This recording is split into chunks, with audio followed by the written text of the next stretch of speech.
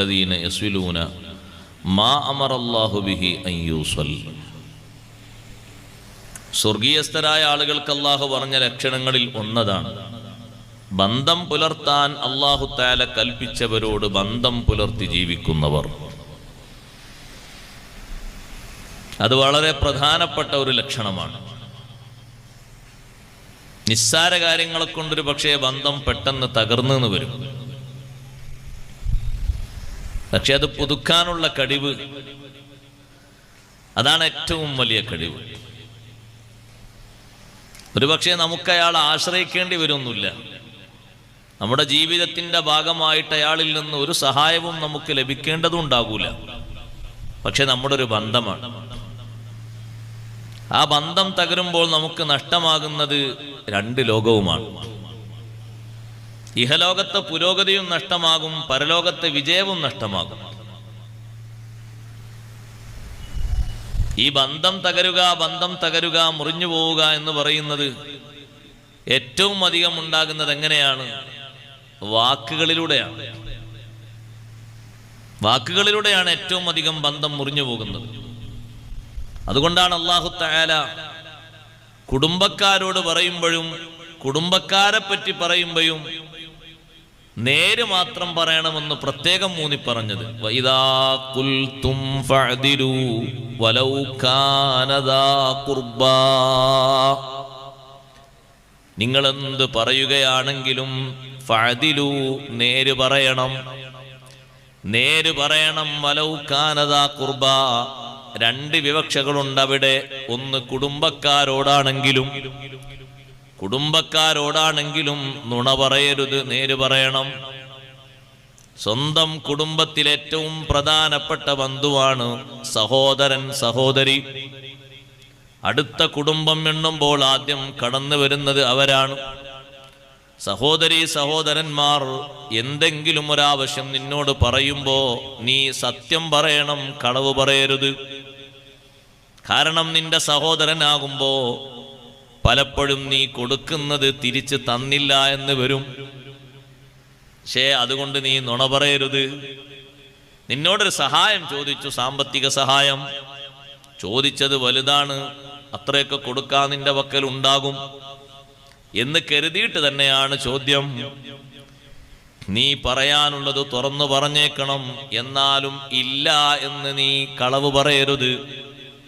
നീ ആ പറയുന്നത് നിന്റെ കുടുംബക്കാരൊരാടാണ് എന്ന ഓർമ്മ വേണം. മറ്റുള്ളവരോട് നീ ഇല്ല എന്ന് പറയും പോലെയല്ല കുടുംബക്കാരനോട് പറയുന്നത്, വ്യത്യാസമുണ്ട്. എന്നെന്നും നിനക്ക് വേണ്ട ബന്ധമാണ് കുടുംബ ബന്ധം. അതുകൊണ്ട് വഇദാ ഖുൽതും ഫഅദിലു വലൗ കാന ദാ ഖുർബാ. നീ എന്ത് പറയുമ്പോഴും നേര് പറയണം, കുടുംബക്കാരോടാണെങ്കിലും. മറ്റൊരു ഭാഗം പറയുമ്പോൾ ശരി പറയണം, കുടുംബക്കാരെ പറ്റിയാണെങ്കിലും. നീ പറയുന്നത് കുടുംബക്കാരെ പറ്റിയാണ് മറ്റൊരാളോട് പറയുന്നത്, ശരിയേ പറയാവൂ. കുടുംബക്കാരെ കുറിച്ച് ശരിയല്ലാത്തത് പറയുന്നത് വലിയ പാതകമാണ്, വലിയ അപകടം സൃഷ്ടിക്കും.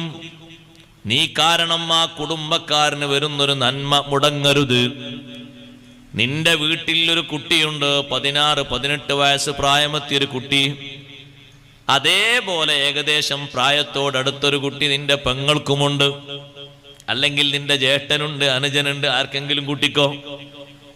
രണ്ടുപേരും ഏകദേശം ഒരു മാസത്തിന്റെ വ്യത്യാസമേ ഉള്ളൂ.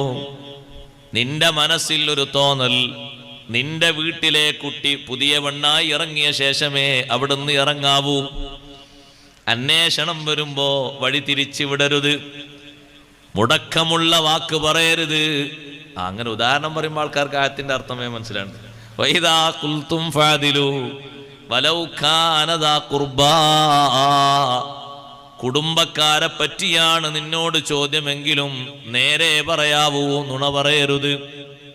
സത്യം മാത്രമേ പറയാവൂ, കള്ളം പറഞ്ഞേക്കരുത്. നിന്റെ സഹോദരന്റെ കുട്ടിക്ക് ഒരു ന്യൂനതയുമില്ല, ഒരു കുറവും ഇല്ല. പക്ഷേ നീ കണ്ടെത്തി എന്തെങ്കിലുമൊക്കെ പറയണ്ടേന്ന് കരുതിയിട്ട് പഠനത്തിൽ വളരെ പിറകോട്ടാണ്. അതിനേക്കാളും പിറകോട്ടാണ് നിന്റെ മകൾ.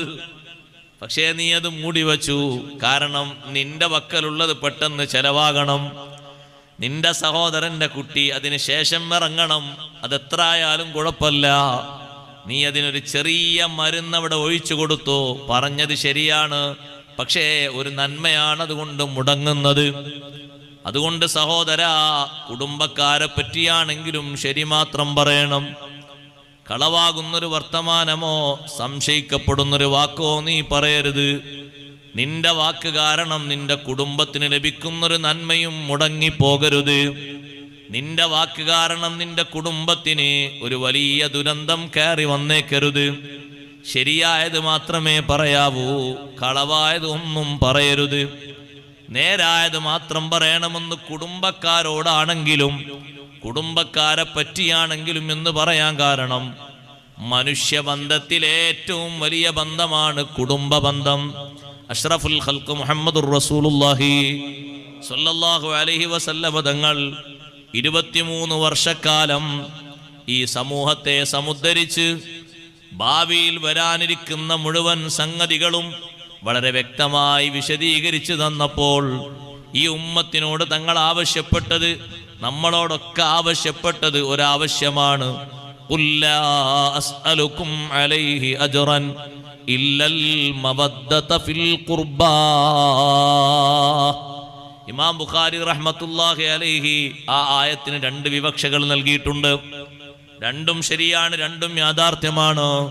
ഞാൻ നിങ്ങളോട് ചോദിക്കുന്നില്ല ഈ കഠിനാധ്വാനത്തിന്റെ മേൽ 23 വർഷക്കാലത്തെ പ്രബോധനം മറ്റൊരു നബിമാരും സഹിക്കാത്ത അത്രയും വിഷയങ്ങൾ ഞാൻ സഹിച്ചിട്ടുണ്ട്. മറ്റൊരു നബിയും ലോകത്ത് തരണം ചെയ്യാത്ത പ്രതിസന്ധികൾ തരണം ചെയ്തിട്ടുണ്ട്. ഇതിന്റെ പേരിൽ നിങ്ങളോട് ഞാൻ ചോദിക്കുന്നില്ല ഇല്ലൽ മവദ്ദത ഫിൽ ഖുർബാ. പ്രത്യുപകാരമായി ചോദിക്കുന്നതൊരു വിഷയമാണ്. കുടുംബത്തിൽ സ്നേഹം പുലർത്തി നിങ്ങൾ ജീവിക്കണം. ഒരു തഫ്സീർ അങ്ങനെയാണ്. നിങ്ങളെ ഓരോരുത്തരുടെയും കുടുംബം അതിൻ്റെ സ്നേഹം കാത്തു സൂക്ഷിച്ച് ജീവിക്കണം. അപ്പോൾ സമൂഹം നന്നായി. കുടുംബത്തിൽ എവിടെയെങ്കിലും ഛിദ്രതയുണ്ടോ സമൂഹത്തിൽ പൊട്ടലും ചീറ്റലും കൂടിക്കൂടി വരും. കുടുംബം വളരെ ഭദ്രമായിട്ടാണോ ഓരോ കുടുംബവും നല്ല സ്നേഹത്തോടെയും അനുസരണത്തോടെയും ബഹുമാനത്തോടെയും അവർക്കിടയിലുള്ള ബന്ധങ്ങളൊക്കെ അങ്ങോട്ടും ഇങ്ങോട്ടും എപ്പോഴും കൈമാറിയിട്ടാണോ തകർക്കാൻ കഴിയില്ല.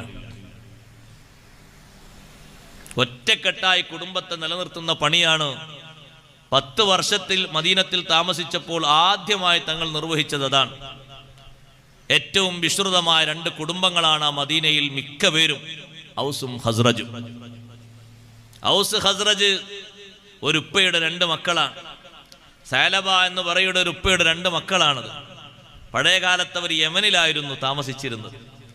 പിന്നെ മദീനയിലേക്ക് മാറ്റി താമസിച്ചു, മാറിപ്പാർത്തു. ആ ഉപ്പയുടെ 2 മക്കൾ 2 ഭാഗങ്ങളായി മാറി. രണ്ടും ഒരു ഉപ്പയുടെ 2 മക്കളല്ലേ.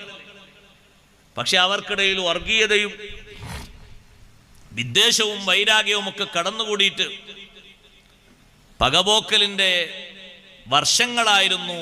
ഹബീബ് സല്ലല്ലാഹു അലൈഹി വസല്ലം തങ്ങൾ മദീനയിലെത്തിയപ്പോൾ കേട്ടുകൊണ്ടിരുന്ന കഥ. പഴയകാലത്ത് അവർ തമ്മിൽ നടത്തിയ പോരാട്ടങ്ങൾ കേൾക്കുമ്പോൾ ചിലപ്പോൾ ചിരി വരും. കാരണം അത്രയും നിസ്സാര കാര്യത്തിന്റെ പേരിൽ തെറ്റിയോ എന്നാണ് കേൾക്കുന്ന ആൾ ചോദിക്കുക. ചെറിയൊരു വിഷയം ഉണ്ടായപ്പോഴേക്ക് 2 വർഷം 3 വർഷമൊക്കെ നീണ്ടു നിൽക്കുന്ന പോരാട്ടങ്ങൾ, അക്രമങ്ങൾ 2 ഭാഗത്തും.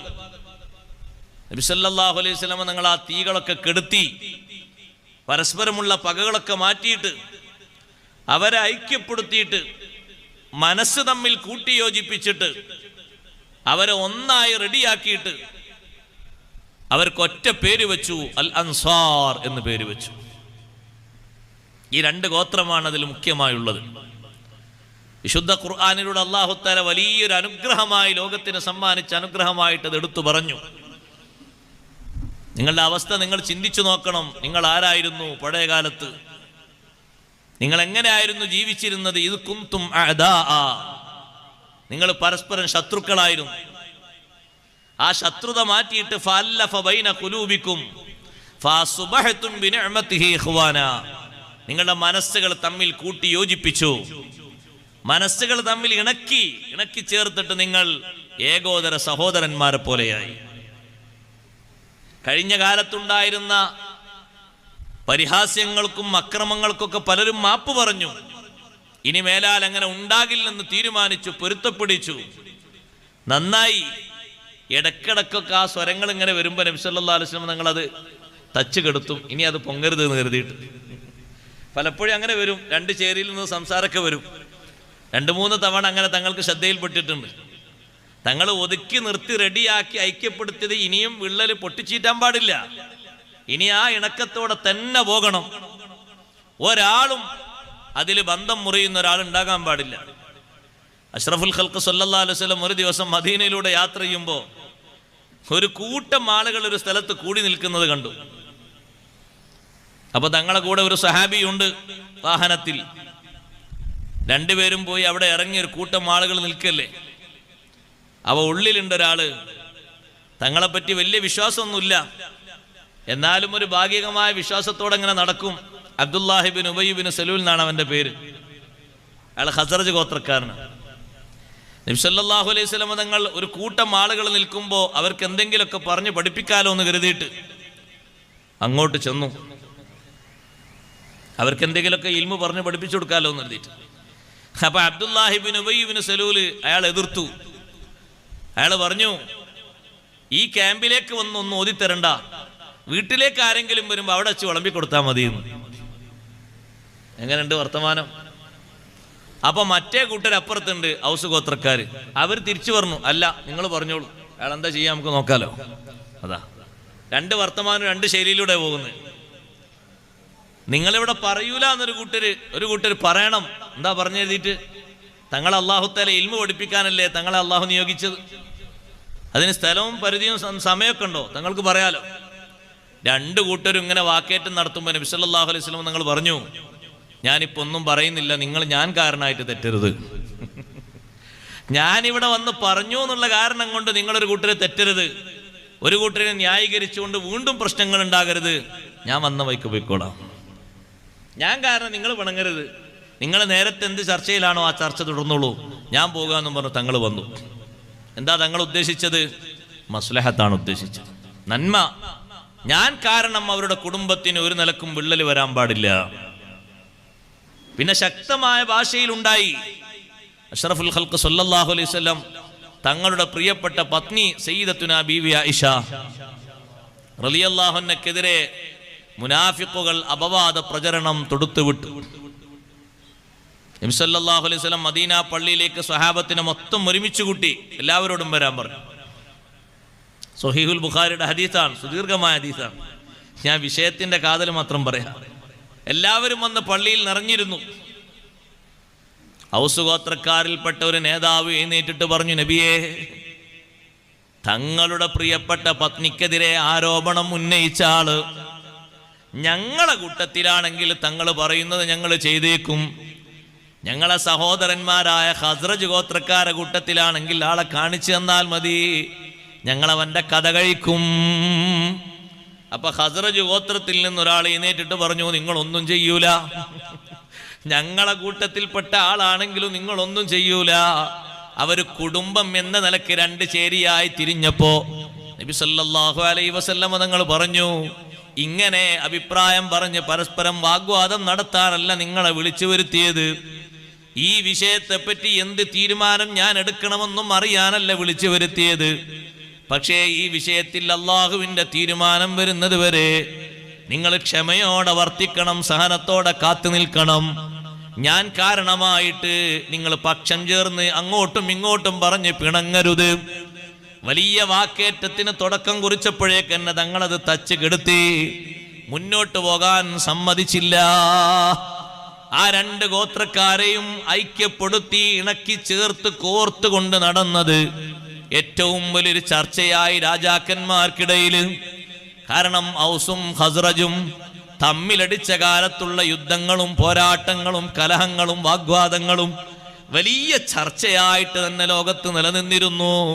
അത് മുഴുവനും അവസാനിപ്പിച്ച് ഒരാള് മറ്റൊരാളെ കാണുമ്പോ നോക്കുകയും മുഖത്തോട് മുഖം നോക്കി പുഞ്ചിരിക്കുകയും കൈകൊടുത്ത് മുസാഫഹത്ത് ചെയ്യുകയും സലാം പറയുകയും വിശേഷങ്ങൾ അന്വേഷിക്കുകയും ഒരുമിച്ചിരുന്ന് ഭക്ഷണം കഴിക്കുകയും ഒരേ വീട്ടിൽ രണ്ടുപേരും ഒരുമിച്ച് ഉറങ്ങുകയും ഒരേ വീട്ടിൽ രണ്ടുപേരും കയറി താമസിക്കുകയും ഇങ്ങനൊരു വലിയ മാറ്റം കണ്ടപ്പോഴേക്ക് പരിസരത്തുള്ള ആളുകൾ മുഴുവനും ചിന്തിച്ചു, വിശുദ്ധ ഇസ്ലാമിന്റെ സൗന്ദര്യം.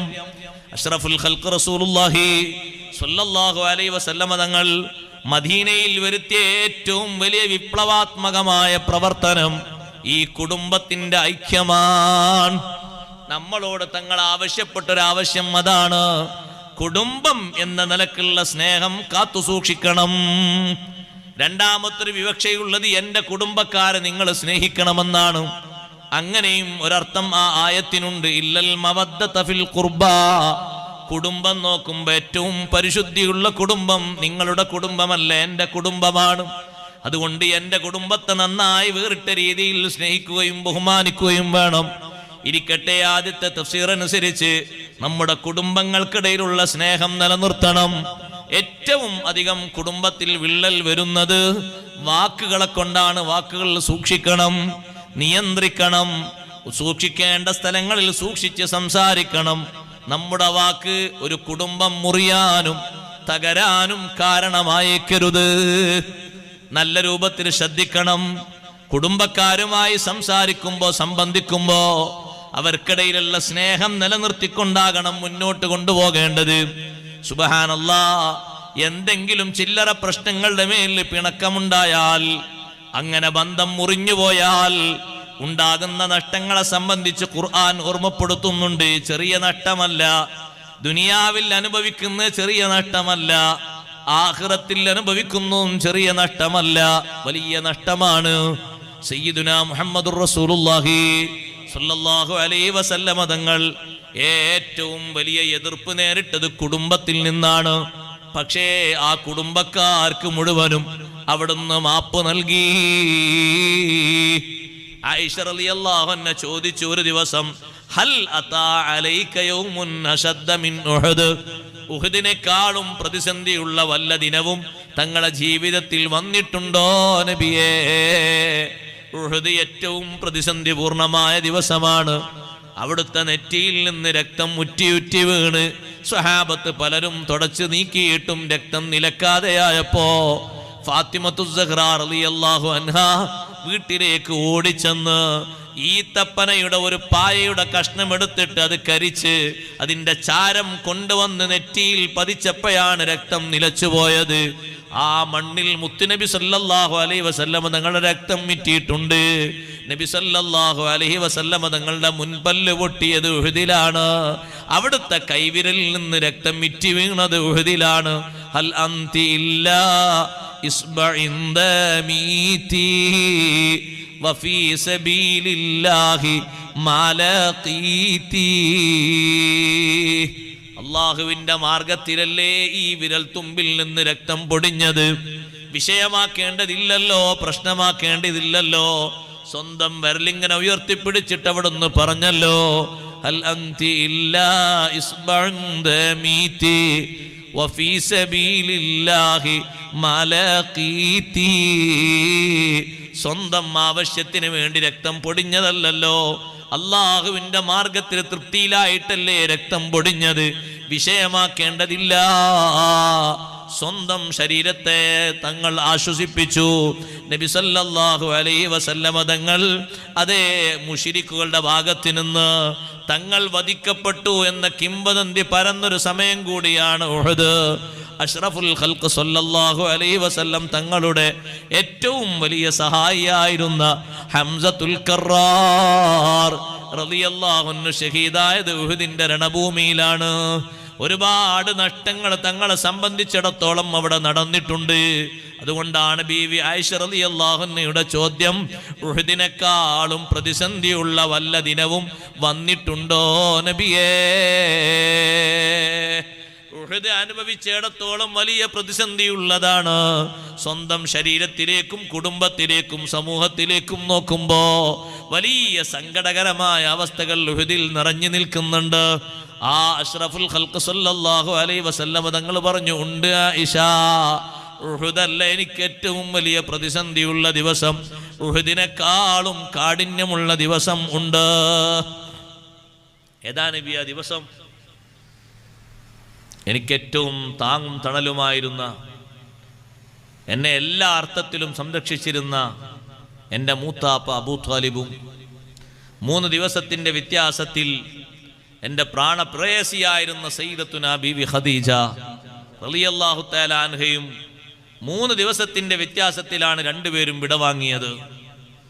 രണ്ടുപേരും വിടവാങ്ങിയപ്പോൾ എൻ്റെ കുടുംബം എന്ന നിലക്ക്, ഞാൻ അടുത്ത കുടുംബമല്ലെങ്കിലും കുടുംബ ബന്ധം എന്ന നിലക്ക് ഞാൻ ത്വായിഫിൻ്റെ ഭൂമിയിലേക്ക് ഞാൻ കടന്നു ചെന്നു. അവിടെയുണ്ട് റബീഅത്തിൻ്റെ 2 മക്കളും അവരുടെ കുടുംബാംഗങ്ങളും ഒക്കെയുണ്ട്. അവരെൻ്റെ ബന്ധുക്കളാണ്. ഒരു സഹായവും ഒത്താശയും പ്രതീക്ഷിച്ചാണ് ഞാൻ അങ്ങോട്ട് ചെന്നത്. പക്ഷേ ഞാൻ അങ്ങോട്ട് ചെല്ലുമ്പോൾ എൻ്റെ കൂടെ സെയ്ദ് ബിൻ ഹാരിസ് റളിയല്ലാഹു അൻഹു ഉണ്ട്. എന്നെ കണ്ട മാത്രയിൽ ചെറിയ കുട്ടികളെ പ്രേരിപ്പിച്ചു കല്ലെടുത്തെറിയാൻ. ഭ്രാന്തന്മാരെ കൊണ്ട് കൂക്കി വിളിപ്പിച്ചു. സുഖമില്ലാത്ത 2 ആളുകളാണ്, മക്കയിൽ നിന്നിങ്ങോട്ട് വന്നവരാണ്. എന്നെ കൂക്കി വിളിപ്പിച്ചു, എന്നെ ആട്ടി ഓടിക്കുന്ന ശൈലിയുണ്ടാക്കി. എൻ്റെ ശരീരത്തിൽ കല്ലുകളെ കൊണ്ട് ഏറുകിട്ടി. എൻ്റെ പാദങ്ങളിൽ നിന്ന് രക്തം ഉറ്റി വീഴാൻ തുടങ്ങി. എൻ്റെ കൂടെയുള്ള സെയ്ദ് ബിൻ ഹാരിസയുടെ തലക്ക് ഏറ് വന്നു. തല പൊട്ടിയപ്പോൾ സെയ്ദിനോട് ഞാൻ പറഞ്ഞു, സെയ്ദേ, എന്നെ കാത്തു നിൽക്കാതെ നിങ്ങൾ മക്കയിലേക്ക് പോകണം. ഞാൻ വരുന്നത് നിങ്ങൾ കാത്തു നിൽക്കരുത്. നിങ്ങൾ മക്കയിലേക്ക്, ജനങ്ങൾ കാണാത്ത വഴിയിലൂടെ മക്കയിലെത്തണം. അവിടെ എത്തിയിട്ട് നിങ്ങൾ വീട്ടിൽ പോകണം. അവിടെ മക്കളുണ്ടല്ലോ, സൈനബ് ബീവി റളിയല്ലാഹു അൻഹയും മറ്റുമൊക്കെയുണ്ടല്ലോ. അവരിൽ നിന്ന് നിങ്ങൾ പണം വാങ്ങിയിട്ട് നിങ്ങളെ തലക്ക് നിങ്ങൾ ചികിത്സിക്കണം.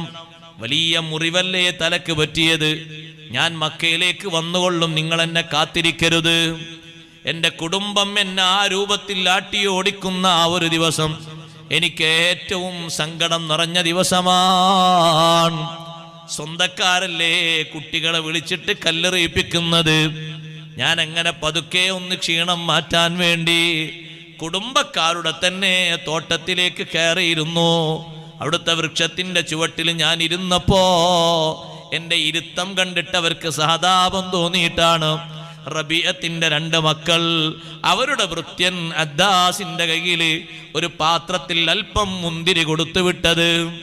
അവരെന്നെ ആട്ടിയോടിച്ചതും കൂക്കി വിളിച്ചതും എനിക്ക് ഏറ്റവും വലിയ സങ്കടമായി പോയി.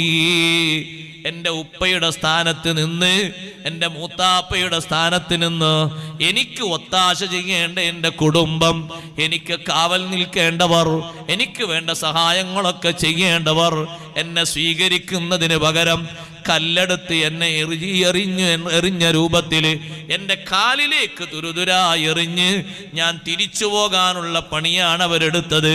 എൻ്റെ ജീവിതത്തിലെ ഏറ്റവും വലിയ പ്രതിസന്ധി വന്നത് ആ ദിവസമാണ്. ആയിഷ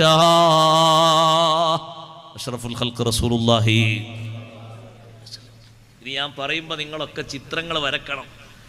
നിങ്ങളെ കുടുംബങ്ങളിൽ നിന്ന് നിങ്ങൾക്ക് പോറലേറ്റിട്ടുണ്ടാകും.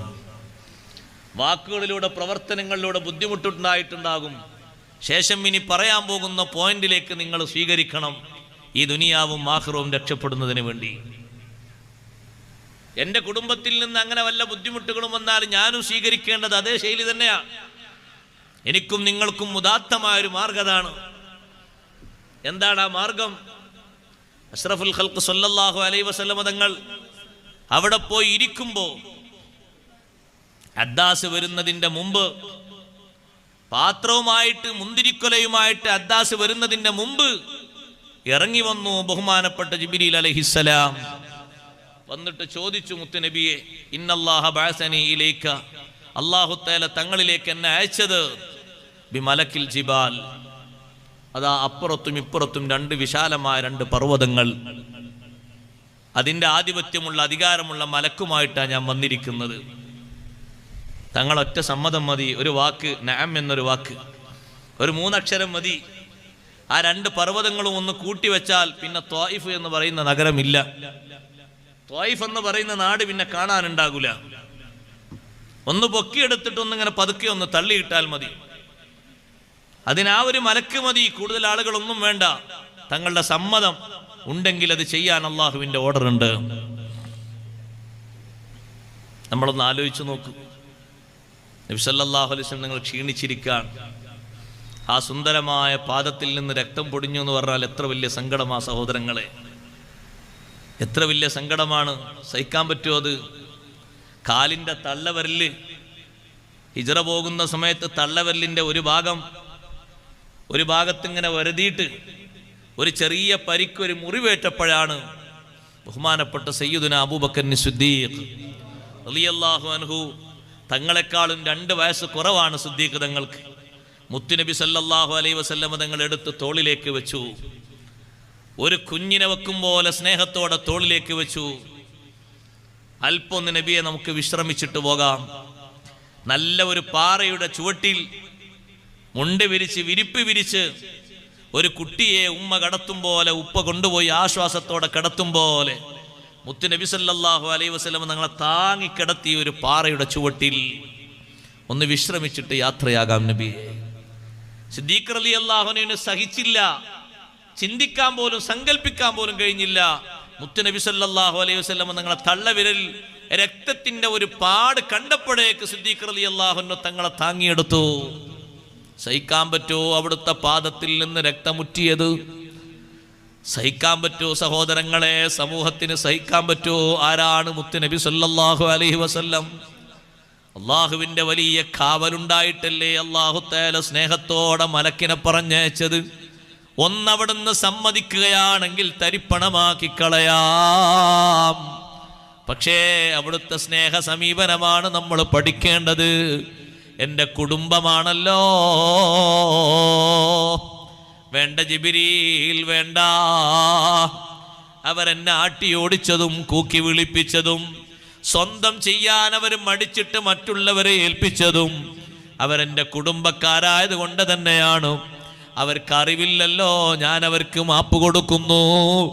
അള്ളാഹുവിനോട് ദുആ ചെയ്തു, അല്ലാഹുമ്മ ഗ്ഫിർ ലിഖൗമി ഫഇന്നഹും ലാ യഅലമൂൻ. അവരറിവില്ലാത്തവരല്ലേ, പുറത്തു കൊടുക്കണം അല്ലാഹ്. ജിബ്രീൽ അലൈഹിസ്സലാമിനോട് പറഞ്ഞു, നിങ്ങൾക്ക് പോകാം. അർജു അൻ യഖ്റുജ മിൻ അസ്ലാബിഹിം മൻ യഅബ്ദുല്ലാഹ വഹ്ദഹു.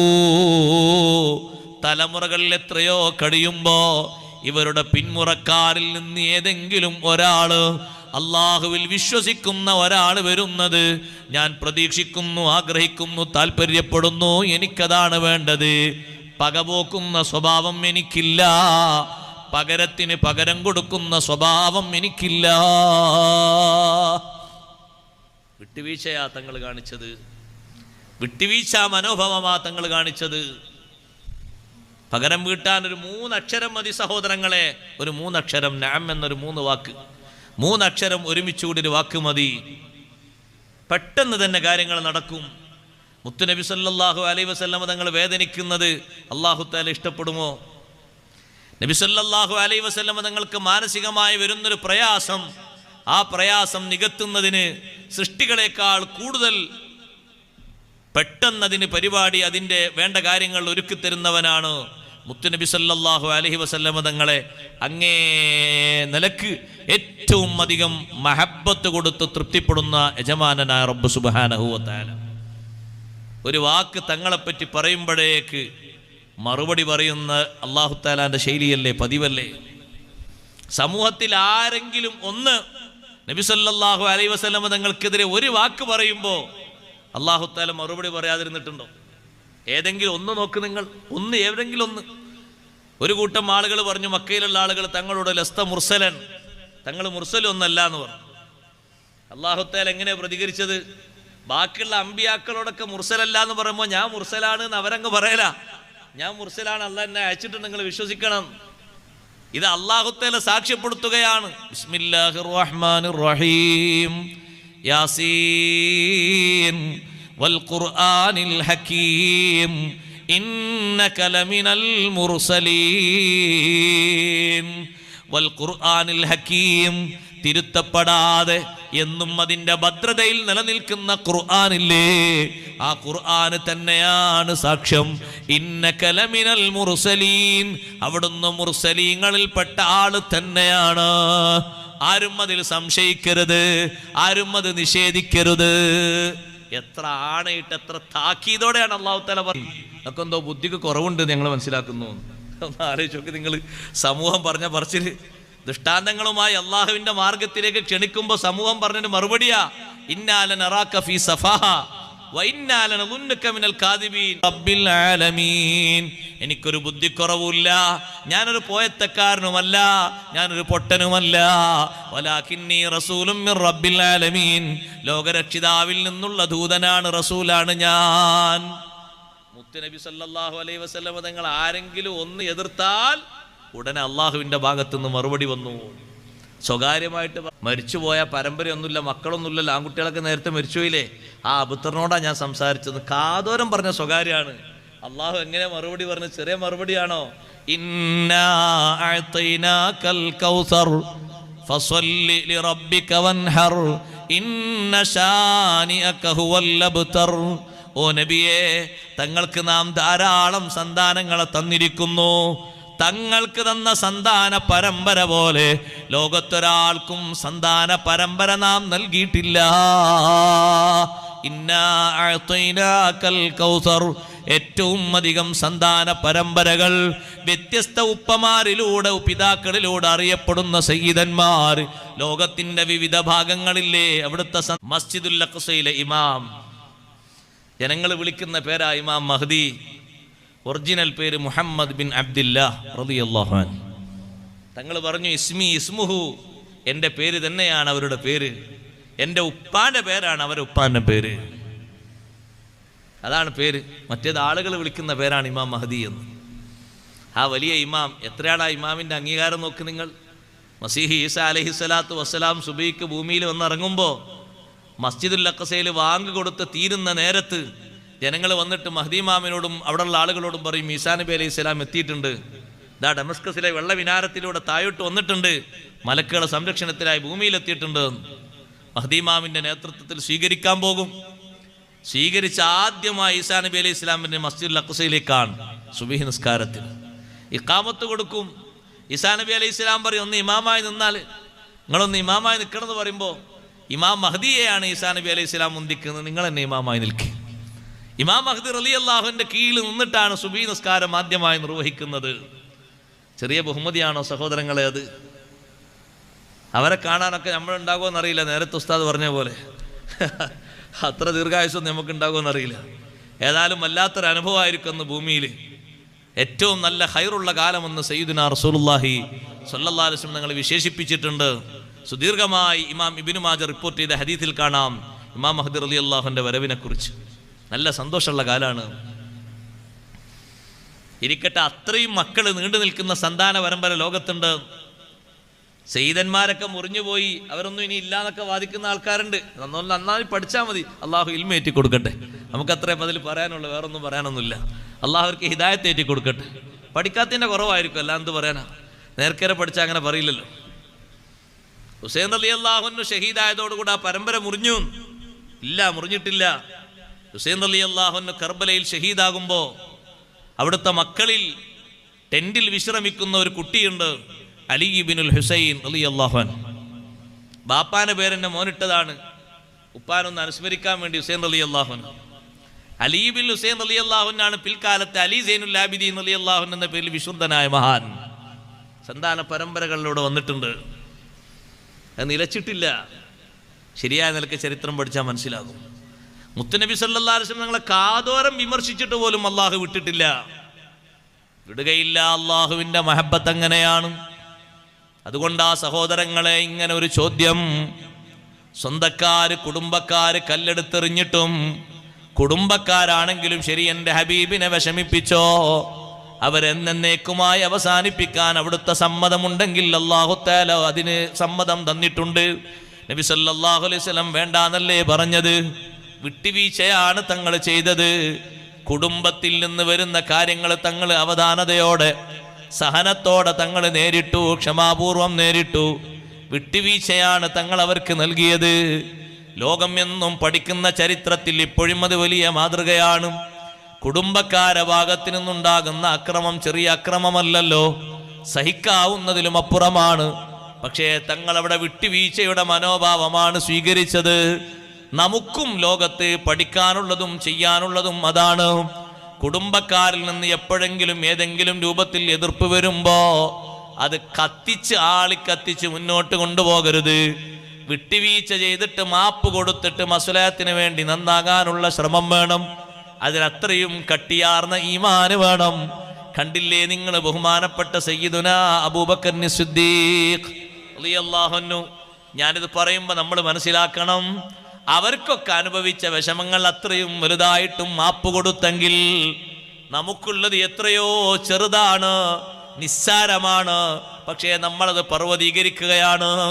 ചെറിയൊരു കാര്യം അത് വികസിപ്പിച്ച് പടലപ്പിണക്കങ്ങളാണ്. പിന്നെ അന്യോന്യം സഹകരണമല്ല, ഒന്നുമില്ല, ബന്ധമില്ല. മരിച്ചാൽ പോലും ചില ആളുകൾ വരൂല. അള്ളാഹു കാത്തു രക്ഷിക്കട്ടെ. അത്രയും കടികട്ടിയുള്ള കുടില മനസ്സ്, വല്ലാത്ത മനസ്സാണത്. കുടുംബബന്ധം ശരിയായ നിലക്ക് കാത്തു സൂക്ഷിച്ചാൽ വല്ലാത്ത സുഖം അതുകൊണ്ട് കിട്ടും. നബി സല്ലല്ലാഹു അലൈഹി വസല്ലം നിങ്ങൾ പറഞ്ഞില്ലേ, ദീർഘായുസ് വേണ്ട ആൾക്കാർ ചെയ്യേണ്ട ഒരു കാര്യമാണ്.